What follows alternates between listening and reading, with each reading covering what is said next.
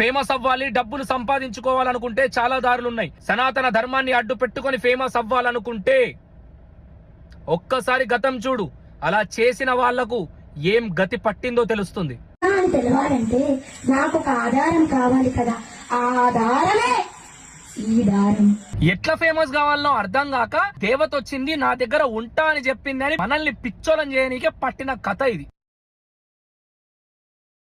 మన దగ్గర క్రిస్టియన్స్ కొంతమంది చేస్తుంటారు, కిందనేమో పిచ్చోలాగా ఊగుతుంటారు, స్టేజ్ లో మీద నిలబడి ఉష్ బుష్ అనుకుంటా అట్లాంటివి చూసి నవ్వుకున్నాము.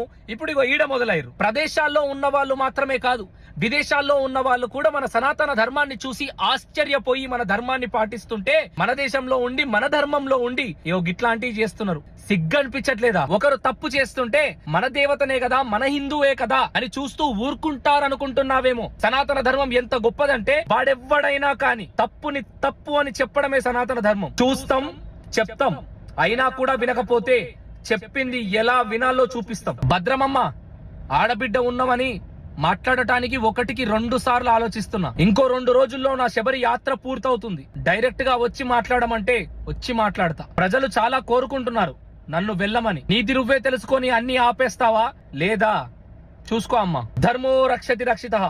ధర్మాన్ని కాపాడడం అంటే బొట్టు పెట్టుకోవడం మాత్రమే కాదు, ధర్మాన్ని తప్పుదారిలో తీసుకెళ్లే వారిని సరైన దారిలో పెట్టడం కూడా. జై హింద్, జై సనాతన ధర్మం.